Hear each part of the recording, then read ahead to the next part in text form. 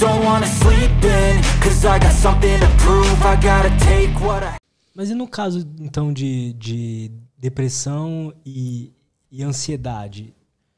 Porque, me corrija se eu estiver errado, mas é um pouco diferente de tipo bipolaridade, esquizofrenia, que é algo incurável, né? É algo exatamente. Boa. Vamos falar sobre cura, né? Em psiquiatria, a gente não fala sobre cura, porque as doenças sempre têm um potencial ou para cronicidade ou para recorrência. Então vamos falar da depressão, por exemplo, né? Você falou bem, você deve ter estudado a respeito, né? Transtorno bipolar e esquizofrenia são doenças que a cronicidade faz parte dela. Então são doenças crônicas e elas precisam do tratamento de longo prazo ao longo da vida.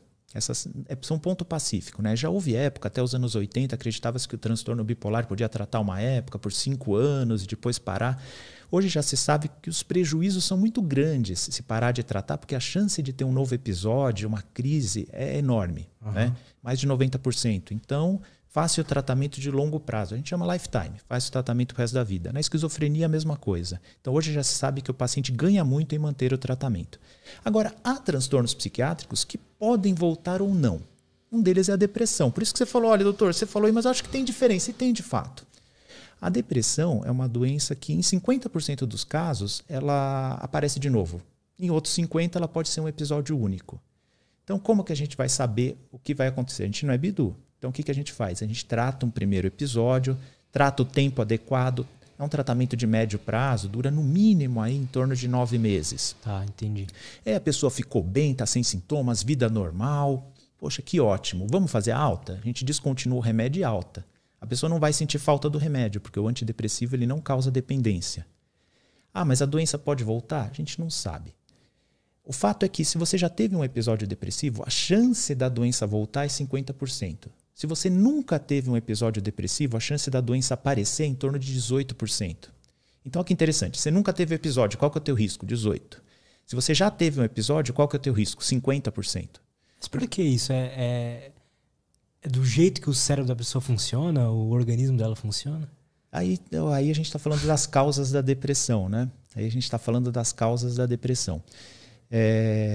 Existe um efeito que é bastante conhecido em psiquiatria. Você ter episódios depressivos favorece o aparecimento de novos episódios depressivos. Por isso que a depressão ela tem que ser tratada de forma contundente, de forma eficaz. A pessoa tem que ter alta no momento adequado. Porque fazendo um tratamento abreviado, sabe aquela coisa, o paciente melhorou, fala, melhorei, acho que aquilo lá era só um momento, só uma circunstância. Então, eu vou parar o remédio.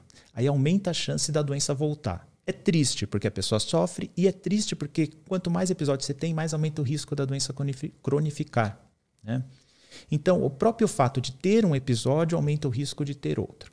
Agora, então, outros fatores quanto às causas. Se você teve um episódio depressivo bem caracterizado, existe uma vulnerabilidade do ponto de vista genético e biológico para você ter o quadro.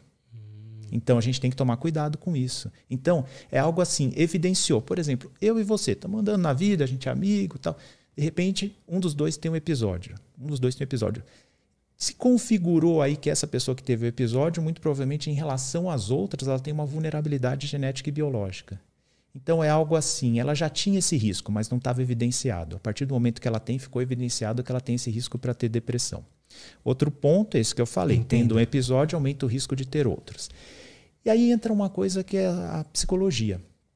Será que essa pessoa também... E aí entram outras causas da depressão, né? Que a depressão não tem só causas biológicas. Tanto que 2 irmãos gêmeos, que têm exatamente a mesma biologia, um pode ter depressão, outro não. Até esquizofrenia e transtorno bipolar, sabia?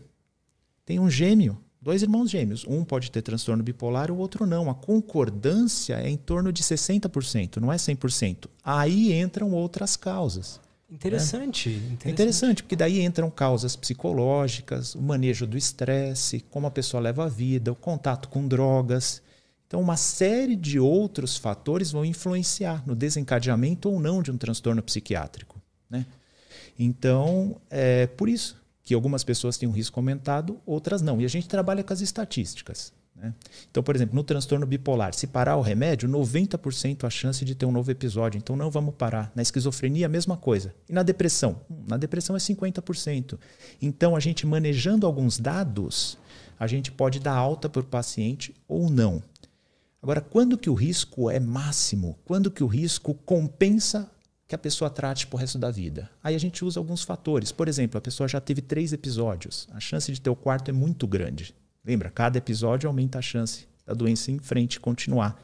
Por exemplo, a pessoa para o antidepressivo, os sintomas voltam, mesmo que leves. Então não vamos parar. Em idosos, por exemplo, a gente tem uma tendência a manter mais o antidepressivo, porque a doença voltar é mais comum nos idosos.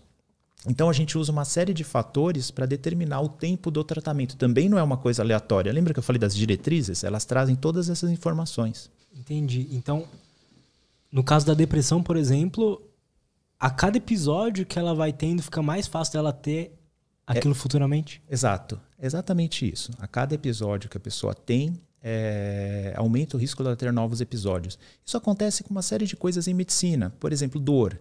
Quanto mais episódios de enxaqueca a pessoa tem, mais a chance de voltar a ter. Dor crônica, quanto mais a pessoa sente dor.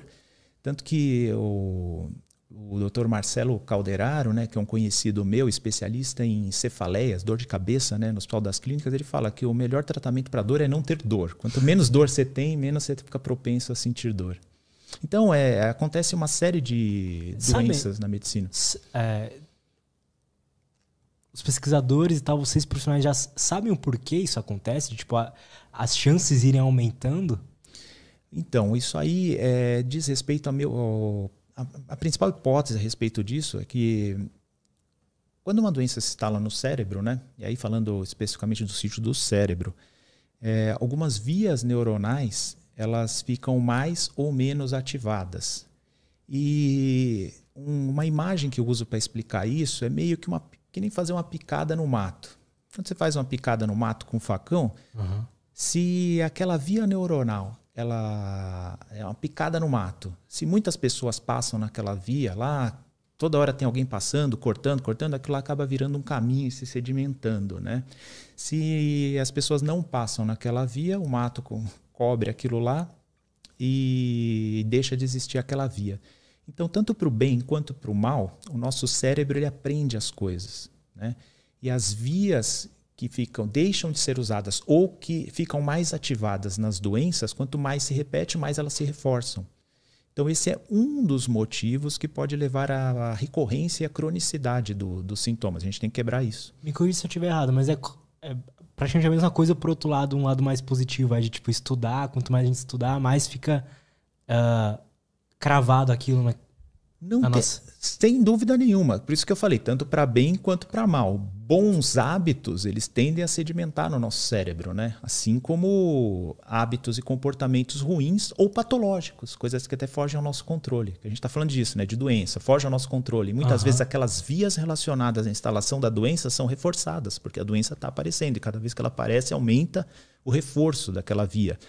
Mas para bem também funciona e a gente tem que mudar para isso, né?